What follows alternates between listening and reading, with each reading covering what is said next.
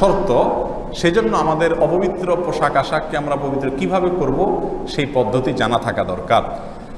আপনার পোশাকের বা কাপড়ের চোপড়ের যদি কোনো এক জায়গায় অপবিত্রতা লেগে থাকে, সেটা পেশাব হতে পারে, পায়খানা হতে পারে, যে কোনো ময়লা যদি অপবিত্রতা যদি লেগে থাকে, নাপাক হয়, যেই জায়গাটা নাপাক হয়েছে ওই জায়গাটা নাপাককে আপনি দূর করে দিলে, রিমুভ করে দিলে সে কাপড়টা কি হয়ে যাবে?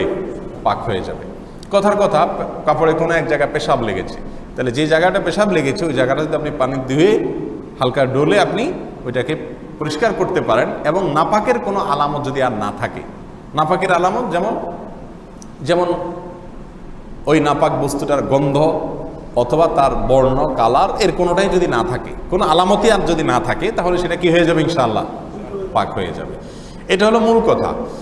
এরপরে আসি, এই কাপড় চোপড়গুলো আমরা যে পদ্ধতিতে সচরাচর পাক করে থাকি তার কয়েকটা পদ্ধতি আছে। এক, পুকুরে অথবা টেপে অথবা প্রবাহমান কোনো পানিতে যদি আপনি নাপাক কাপড় ধোন, তাহলে তার পদ্ধতি কি হবে? এর পদ্ধতি হবে এই, যদি পুকুর হয়, অনেক বড় পুকুর অথবা নদীর ধার অথবা টেপ, তাহলে সেক্ষেত্রে আপনি সেখানে কাপড়কে ধরে যদি একটু ডলেন, হালকা একটু কসলাইলেই সাধারণত নর্মাল নাপাকগুলো কি হয়ে যায়? দূর হয়ে যায়। বাস, এর মাধ্যমে আপনার কাপড় পাক হয়ে যাবে। আর যদি বালতি ইত্যাদিতে আপনি রেখে কাপড় ধোন, তাহলে সেক্ষেত্রে আপনাকে এক্সট্রা সতর্কতা অবলম্বন করতে হবে। বেশিরভাগ বাসা বাড়িতে আজকাল মা বোনরা হয় বালতিতে রেখে কাপড় চোপড় ভিজান, সেখানে ধোন, অথবা ওয়াশিং মেশিন ইত্যাদি ইউজ করেন। তো বালতিতে যদি আপনি অপবিত্র কাপড় ধোন, তাহলে খেয়াল করতে হবে, বালতিতে যদি পানি দেন, এরপর যদি কাপড় চুবান সেই পানিতে, অথবা কাপড় রেখে তারপরে পানি দেন, তাহলে কিন্তু অল্প পানিতে নাপাক কাপড় এর নাপাক লাগার কারণে সেই পানিগুলোও, বালতির পানিগুলোও কি হয়ে যাবে? নাপাক যদি হয়ে যায়, তাহলে ওই বালতির থেকে যদি আপনি কাপড়কে উঠান আর 10-12 চিপ দেন, তাহলে কোনো অবস্থাতে সে কাপড় কি হবে? নাপাক হবে না। কারণ বালতিতে আপনি কাপড় রেখেছেন, সেখানে অল্প পানিতে নাপাক লেগেছে, ওই পানিটাও কি হয়ে গেছে?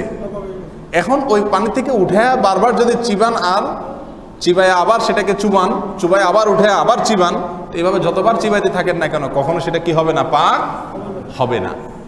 আপনি বালতিতে রেখেছেন পাউডার ইত্যাদি দিয়া, ঠিক আছে, সেখান থেকে ময়লা দূর হলো, এরপরে আপনাকে আলাদা ট্যাপের পানিতে ধরে সেটাকে কি করতে হবে? চিবাইতে হবে, তাহলে সেটা কি হবে? ইনশাআল্লাহ পাক হবে।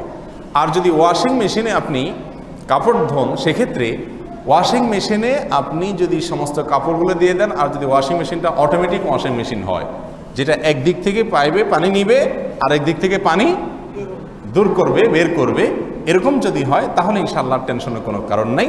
সেখানে পানি একদিক থেকে আসলো আর একদিকে চলে গেল, নাপাক পানিটা স্থির থাকলো না।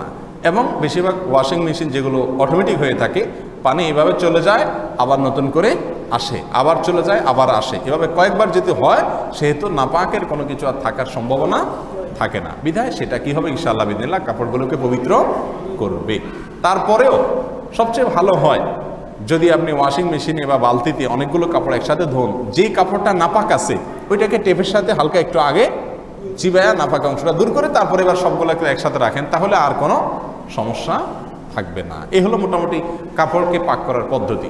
কিছু ভুল ধারণা আমাদের সমাজে প্রচলিত আছে। অনেকে মনে করেন কাপড় ধোয়ার শুরুতে যদি বিসমিল্লাহ না বলা হয়, তাহলে কাপড় কি হয় না? পাক হয় না। এটার কোনো ভিত্তি নাই। হ্যাঁ, যদি বিসমিল্লাহ বলতে পারেন, একেবারে টয়লেটের কমোডের আশেপাশে না হয়, পবিত্র জায়গায়, ভালো জায়গা হয়, তাহলে যে কোনো ভালো কাজের শুরুতে মুমিন বিসমিল্লাহ বলবে, সেই হিসাবে বলেন তো ভালো। কিন্তু বিসমিল্লাহ না বললে কাপড় পাক হবে না, এরকম কোনো কথা নাই। আবার অনেকে মনে করেন যে এতবার চিবাইতে হয়, 3 বার চিবাইতে হয়, 5 বার 7 বার চিবাইতে হয়, না হলে নাপাক থেকে যায়। এটাও ভুল ধারণা। চিবানোর কোনো নির্দিষ্ট সংখ্যা নাই যে 3 বার, 5 বার, 2 বার, এতবার এটাকে নিংড়াতে হবে, চিবাইতে হবে, এরকম কোনো কথা নাই। আপনি ধুয়ে সেটাকে নাপাকটা দূর করে ফেললেই হলো।